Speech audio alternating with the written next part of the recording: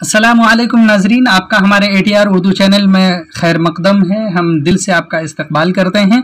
आज ये दूसरी क्लास है जिसमें हम आपके सामने खाके के बाद मिर्ज़ा फ़रहतुल्लाह बैग के बारे में बताएंगे। जैसा कि आपने इससे पहले पढ़ा है कि मिर्ज़ा फ़रहतुल्लाह बैग पहले खाका निगार हैं। उन्होंने डिप्टी नज़ीर अहमद की कहानी कुछ मेरी कुछ उनकी ज़ुबानी नाम का खाका लिखा था। अब यहाँ पर देखिए लिखा है मिर्ज़ा फ़रहतुल्लाह बैग, तो ये नाम है उनका। तो अब आइए, मिर्ज़ा फ़रहतुल्लाह बैग के जद्दे अमजद मिर्ज़ा अफजल बैग बदख्शां से तरके वतन करके शाह आलम सानी के ज़माने में हिंदुस्तान आए और फ़ौज में मुलाजिम हुए। फ़रहत के दादा मिर्ज़ा अब्दुल्ला बैग की माली हालत अच्छी नहीं थी। 1857 ईस्वी के इनकलाब से ये ख़ानदान भी मुतासिर हुआ और दिल्ली से हिजरत करके हैदराबाद दक्कन चला गया। इस तरह से अब यहाँ पर कुछ चीज़ें आप समझ लीजिए। सबसे पहले तो यह है कि जो मिर्ज़ा फ़रहतुल्लाह बैग हैं उसके जद्दे अमजद का मतलब है दादा परदादा। जद कहते हैं दादा को, अमजद कहते हैं दादा के दादा यानी परदादा। मिर्ज़ा अफजल बैग, ये ठीक है, परदादा हैं मिर्ज़ा फ़रहतुल्लाह बैग के बदख्शां से तरके वतन यानी तरके वतन छोड़कर, बदख्शां उनका वतन था, उसको छोड़कर शाह आलम सानी जबकि हिंदुस्तान के ये बादशाह थे के ज़माने में हिंदुस्तान आए और फ़ौज में मुलाजिम हुए। जो उनके फ़ौज थी, आर्मी थी, उसमें यह मुलाजमत करने लगे यानी आर्मी बने। फ़रहत के दादा, जो फ़रहत के दादा है उनका नाम दिया है मिर्ज़ा अब्दुल्ला बैग। यहाँ यानी इसका मतलब है अब्दुल्ला बैग के वालिद का नाम है अफजल बैग, के दादा अब्दुल्ला बैग की माली हालत अच्छी नहीं थी। तो 1857 ईस्वी के इनकलाब से यह ख़ानदान भी मुतासिर हुआ।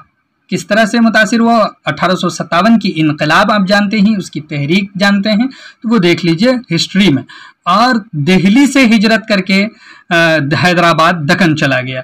यहाँ से आपका ख़ानदान दिल्ली में आबाद हुआ था, वहाँ से हैदराबाद दक्कन यानी ये हैदराबाद दक्कन में है, वहाँ चले गया।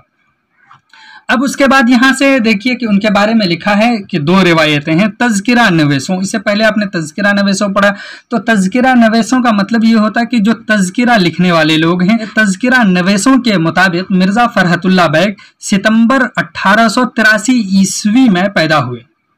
ये तज़किरा नवेसों के मुताबिक। अगर ये इसके साथ आपसे पूछा जाए तज़किरा नवेसों के मुताबिक मिर्ज़ा फ़रहतुल्लाह बैग कब पैदा हुए? 1883 ईस्वी में।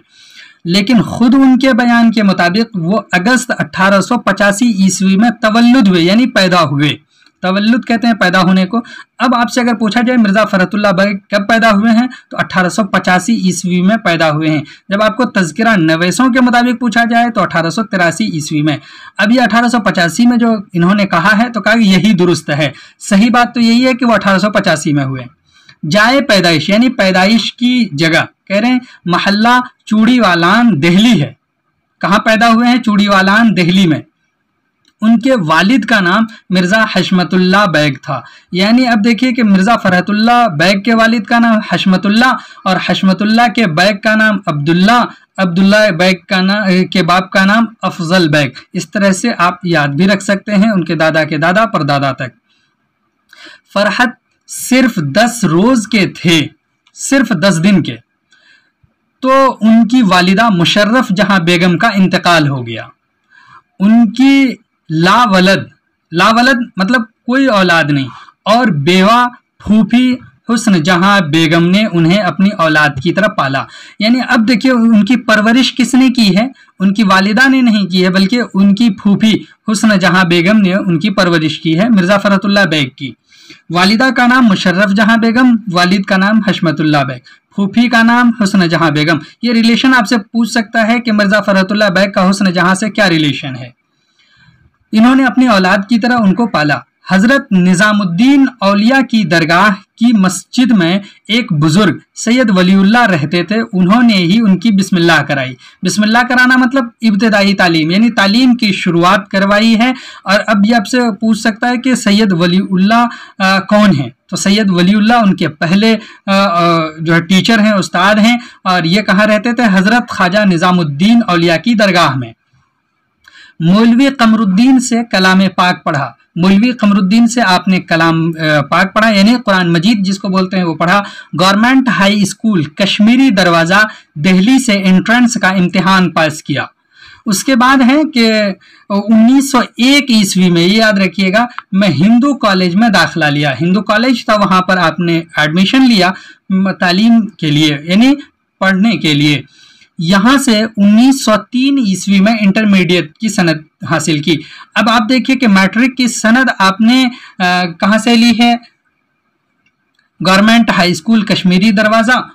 उसके बाद है कि 1901 ईस्वी में आपने दाखिला जो है हिंदू कॉलेज में लिया। 1903 ईस्वी में आपने इंटरमीडिएट की सनद हासिल कर ली, यानी इंटर की।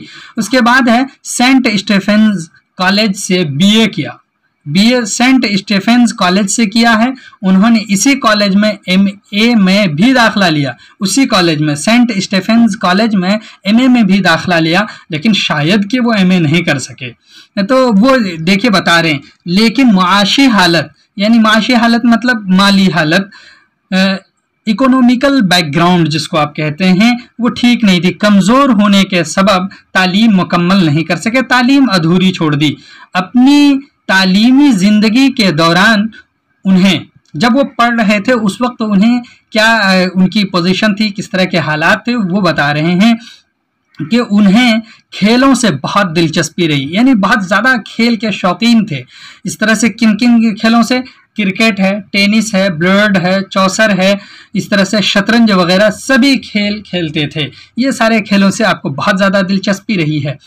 उसके बाद पैराग्राफ में है फरहतुल्लाह बैग तलाशे माश के सिलसिले, यानी इसका मतलब है कि तालीम का जो सिलसिला था, एक पैदाइश के बारे में, उसके बाद तालीम के बारे में बताया। अब यहाँ से जो तालीम के बाद का मरहला है, यानी खिदमात, तो वो आपका बता रहा है कि तलाशे माश के लिए, यानी मतलब रोजी रोटी की तलाश के लिए के सिलसिले में हैदराबाद आए।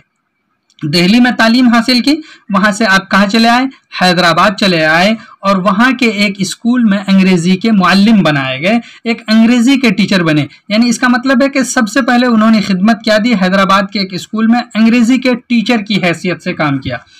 अब 1908 ईस्वी में हाई कोर्ट में मुतरजिम मुकर्रर हुए, यानी ट्रांसलेटर जिसको आप बोलते हैं, अनुवादक मुकर्रर हुए हाई कोर्ट में। 1910 ईस्वी में जुडिशियल इम्तिहान पास किया। उसके बाद है कि इस इम्तिहान में मुख्तलिफ ओहदों पर ये पास किया, तो इसका मतलब जॉब मिल गई। मुख्तलिफ ओहदों पर तरक्की करते हुए 1939 ईस्वी में हाई कोर्ट के इंस्पेक्टिंग अफसर बने, जिसको आप बोलते हैं सर्वेक्षण करने वाला अफसर बने, और 1942 ईस्वी में इसी ओहदे से सुबुकदोश हुए। इंस्पेक्टिंग अफसर के ओहदे से आप सुबुकदोश हुए। सुबुकदोश कहते हैं रिटायर्ड को, ठीक है। इस तरह से इनकी जो बता दिया कि उनके जो खिदमात थी क्या क्या है। खिदमात में और भी चीज़ें, लेकिन उससे पहले आपको बता रहा है कि मिर्ज़ा फरहतुल्लाह बैग की शादी अगस्त 1908 ईस्वी में उनके चचा साजिद बैग की लड़की नसीमा सुल्ताना से हुई। अब यहाँ पर आपसे ये पूछा जाएगा, साजिद बैग मिर्ज़ा फरहतुल्लाह बैग के कौन हैं? तो चाचा हैं।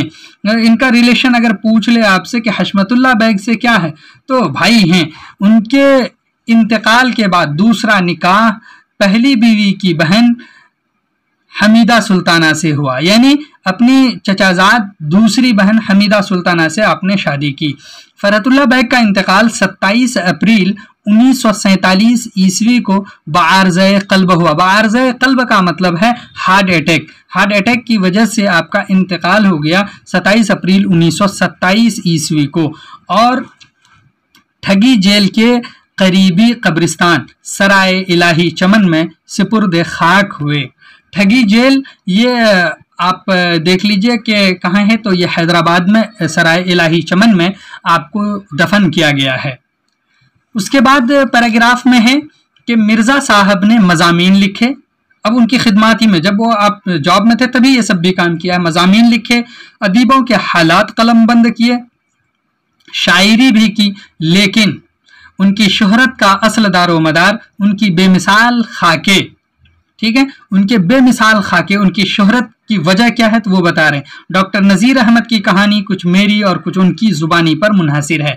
अब ये इस खाके की बात करें, ये खाका कहाँ पहली मरतबा छपा, किस तरह से छपा, जो उनकी शोहरत का बाइस हुआ है। ये खाका पहली मरतबा अंजुमन तरक्की उर्दू हिंद के रसाले उर्दू के शुमारा जुलाई 1908 ईस्वी में तबाह हुआ। तबाह होना मतलब पब्लिश होना, शाये होना, छपना। 1927 में। इसका मतलब है कि नज़ीर अहमद की कहानी, ये जो आपने खाका लिखा है, ये 1927 में शाये हुआ है उर्दू नाम के रिसाले में। आपको पूछा जाएगा कि ये खाका किस रिसाले में शाये हुआ, तो उर्दू नामी रिसाले में। रिसाले कहते हैं पम्फलेट को, मंथली मैगजीन को। और वो मैगजीन कहाँ से निकलता था? अंजुमन तरक्की उर्दू हिंद से। और ये कहाँ है? दिल्ली में है।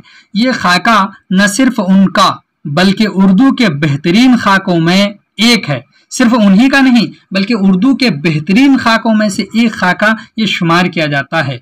दिल्ली का एक यादगार मुशायरा। आपकी किताबों के नाम अब बता रहे हैं, तसनीफात, और फूल वालों की सैर भी उनकी यादगार तहरीरें हैं। उसके बाद हैं उनके मज़ामीन। मज़ामीन फ़रहत के नाम से 7 जिल्दों में तबाह हुए। उनकी दिगर किताबों में इंशा, दीवान यकीन, दीवान नज़ीर, मेरी दास्तान और मेरी शायरी अहम है। तो अब आपसे अगर पूछा जाए मेरी शायरी किसकी किताब है, तो मिर्ज़ा फ़रहतुल्लाह बैग की दीवान नज़ीर किसकी किताब है, ये याद रखिएगा ये किताबों के नाम। दीवान यकीन कई दफ़ा पूछा है, दीवान नज़ीर, मेरी दास्तान। तो ये सिर्फ जहन में रख लीजिए कि उनकी किताबें कौन कौन सी। आपसे पूछेगा दिल्ली का एक यादगार मुशायरा किसकी तहरीर है, फूल वालों की सैर किसकी तहरीर है। इस तरह से ये याद रखिए, कई दफ़ा पूछा है, आपको कई एग्ज़ाम में काम आएंगे ये। इस तरह से आपको उनकी तहरीर से भी आप वाकिफ़ हो गए, आप उनकी ज़िंदगी से वाकिफ़ हो गए। अगर उनकी ज़िंदगी को देखते हैं तो आपने देखा कि वो असल वतन जो है उनके जद्द अमजद तर्क करके हिंदुस्तान आए थे, यहाँ पर मुख्तलिफ ओहदों पर रहे। उसके बाद आपकी पैदाइश 1885 ईस्वी को हुई, वालिदा का इंतकाल हो गया, तो परवरिश हुस्न जहाँ बेगम ने की। चलिए फिर हम आपसे मिलते हैं अगले वीडियो में, तब तक के लिए खुदा हाफिज़, अस्सलामु अलैकुम।